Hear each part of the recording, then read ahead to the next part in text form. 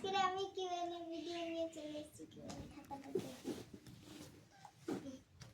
ফার্স্টে হচ্ছে আমার বয়স কত।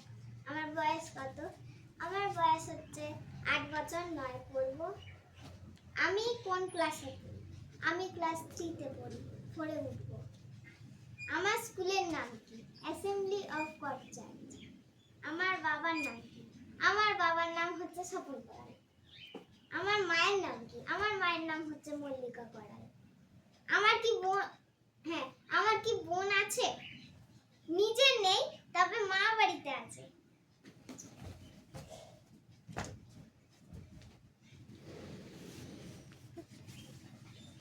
আমার কি দাদা বা ভাই আছে?